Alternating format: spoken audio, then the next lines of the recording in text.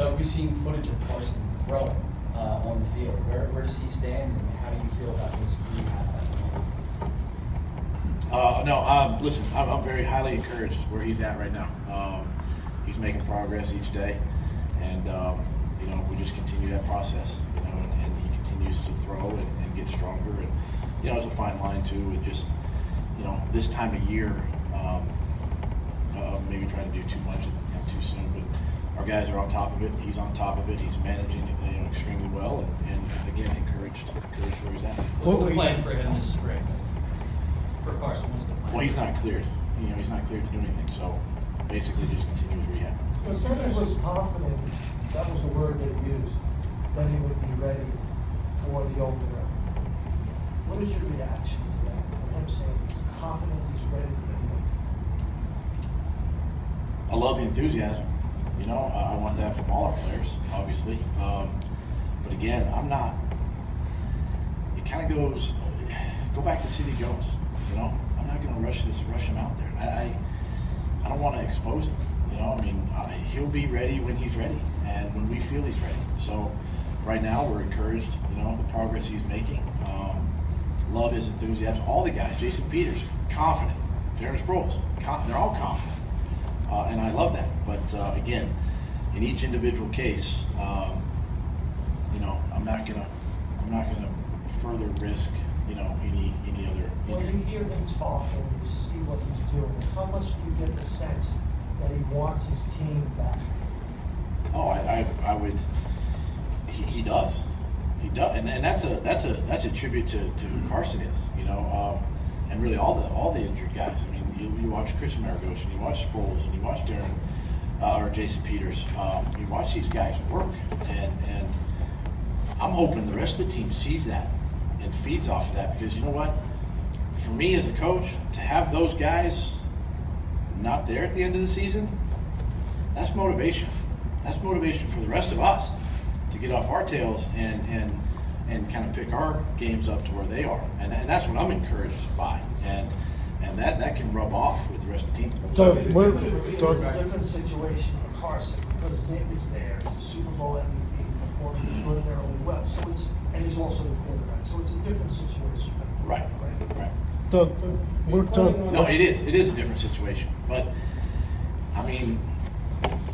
Big V played extremely well in Jason Peters' absence. So I got to look. You look at the quarterback position, but I got to look at the left tackle position. I got to. The running back position. They're all they're different, but in reality, they're all kind of the same. And I got to make sure that everybody's ready at those positions before we move on. Doug, where do you see? Right now, I don't. Just the way our schedule is. Right now, I don't. What about possibly following up that Dallas trip? Yeah, I haven't really thought too much about that. Just the way everything's falling right now, the times of the games and different things. And we've had success going out to the West Coast, the day before, think of the Chargers game, stuff like that. So we're processing all that right now.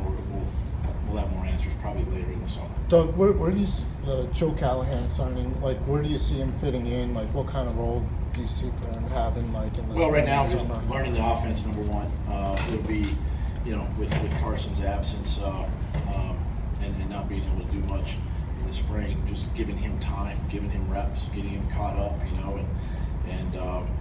I'm encouraged by him too. He comes in here and very similar offense that he's coming from, just picking up the terminology and just giving us another arm as we go through OTAs and possibly training camp. And when you guys played against Green Bay last year, he had pretty much most of the second half.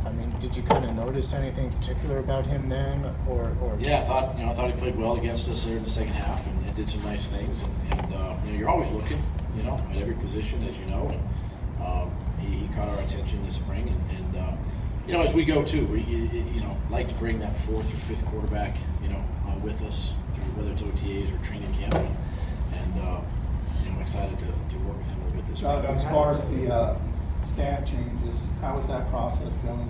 Elevating Mike, and obviously Deuce and Jeff getting more responsibility. Yeah, it's going well, going extremely well. The communication is great between Mike and I. Great relationship there.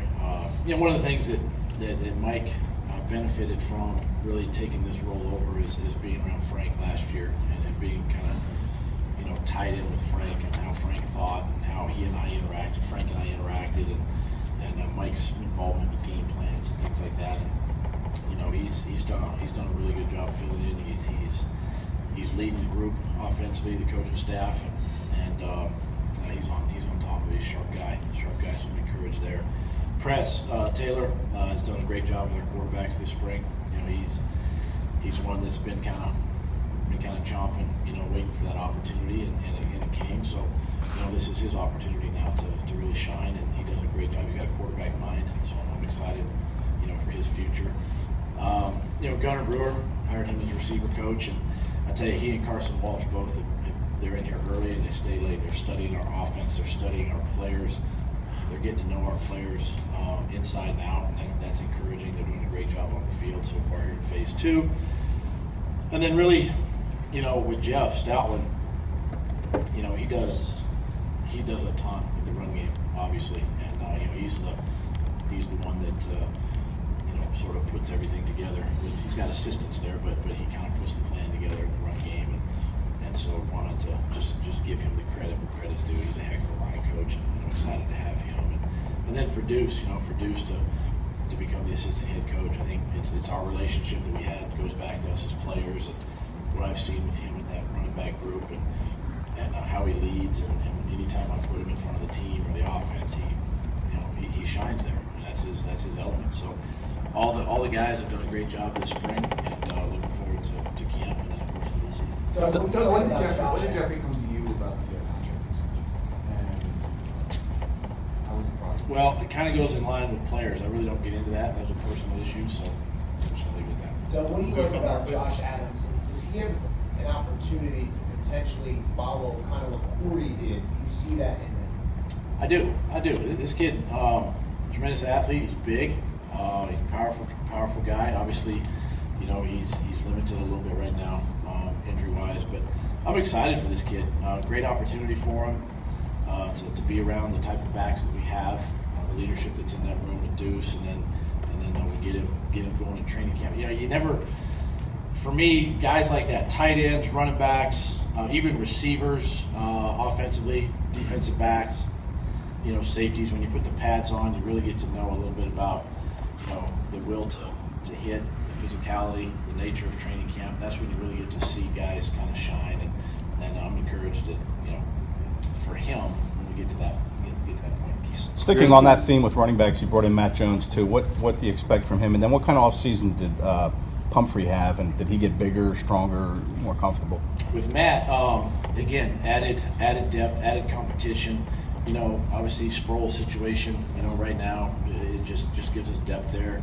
You know, Jay's a guy that's, you know, going forward, I want to make sure that he's 100% and he's ready for the regular season and all those types of things down the road. And so Matt gives us that depth, that competition, and I'm excited for him to get in that mix too.